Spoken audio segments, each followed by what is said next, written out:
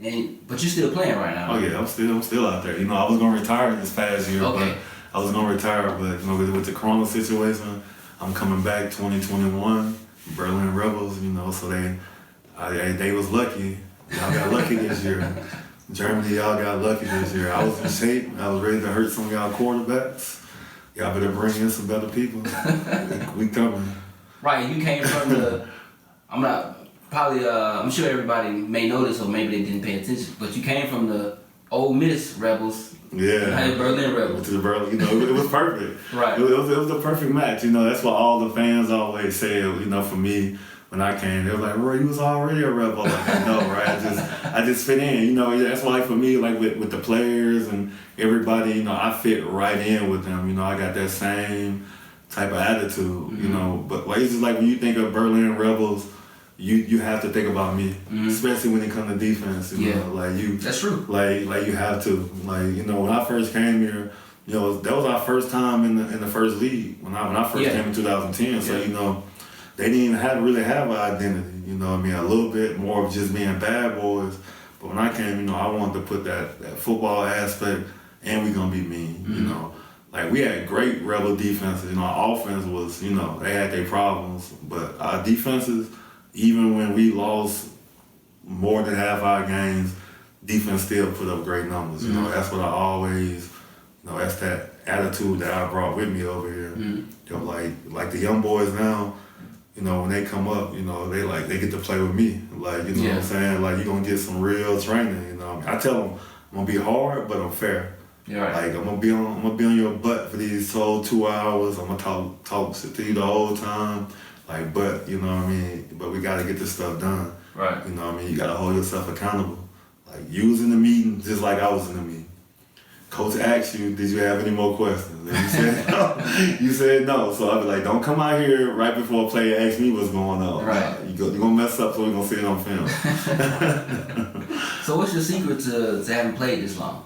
I guess it's just more like like my first year here, I ended up having a concussion, and after that, I actually changed my whole hitting style to where I still hit you hard, but I pick and choose my times now, because you know that changed me because like I've been playing almost 20-some years and never had a concussion. Okay. So you know when I had it that time, that like you know I seen Tweety Bird. Yeah. Like you know I thought I was in Mississippi for a couple of days after that hit, and that kind of just made me realize that, you know, any hit, you know, it could be the last one. Right. You know, after that, it's just kind of, you know, I'm gonna make the good tackle sometimes instead of, you know, the kill shot every time. And just for the younger players who probably watch this, why is taking care of your body and your health so important? That's your temple. That's your temple. You can't do nothing without your body. Like, you know, I mean, look, you know, like me, I'm 34 right now. You know, playing this long, you know, you're gonna have finger knickknacks and like dislocated fingers and stuff, but I'm gonna say this much, my knees and everything, they feel pretty good, you know. Like it's just like you need your rest. Like I know it's gonna be times where everybody wanna go party and stuff like that. Nah, forget that.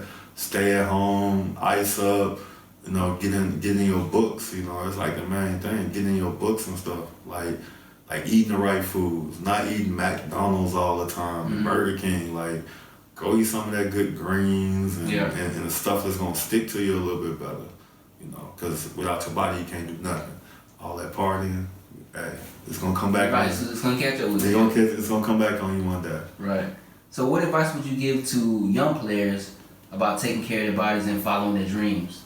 Just like I was saying, like make sure, you know what I mean, you eat what you're supposed to eat, stay healthy, you drink your proteins, but still eat your regular food. Right. You know, the protein there is just to help, but you gotta still eat your regular foods normally, and you know, like the main thing is following your dreams. Like it's a big world out there, you know, and like for me, like I always is like ever since I dreamed this on my desk when I was in junior high, like you just gotta. People are gonna say you can't do it. Like you just gotta be like, forget that. Like keep pushing. Like it's always gonna be a better day. Like bad stuff will happen, this and that. You know, that's just a part of life. You just gotta keep pushing. cause everybody, cause people will be down to you, but but when you ball by yourself, only person you can hear is yourself talking. Right. So you know, just gotta keep pushing, man. That's real powerful and really true. There will always be somebody who's gonna, have something negative to say about what you're doing. And a lot of times it's not even true. A lot of times they're just mad because they wish they were standing where you're standing. So exactly. Instead of just being motivational or pushing you, they just say something negative to try to bring you down to their level. So it's really powerful what you said. What are some of the most important things football has taught you about life? It mostly taught me how to be, like I was saying, I was a soldier at one time. Right. Now I'm like the leader. It taught me how to be a great soldier to where when I became a leader, I know how my soldiers I want them to be. You know what I'm saying? That's why I always tell them, like, I'm telling y'all stuff to do that I did myself personally. Like where I had to sell out. When I played defensive end for 3 years out here. And I'm a linebacker. At that D end, I had to hold that tackle even longer so my linebacker can come off free.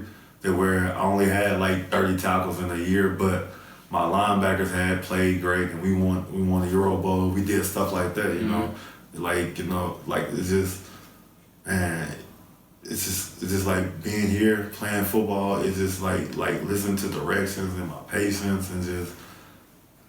It just make everything just so much better, you know what I mean? Yeah. Like just staying focused, because when you out there, you're not concentrating and you just, all off. And if one person mess up, especially me being your captain, if I mess up one thing, the whole ship can fail. Right.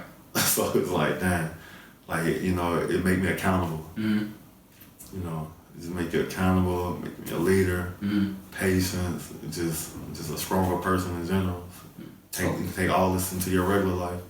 Okay. When you look back at the path that brought you to where you are today, do you have any regrets? Would you change anything? I'm gonna say this much. If I could change something, it's like a double edge. If I could change something, I would go back to school for my senior year because I know I'd have been the first linebacker pick.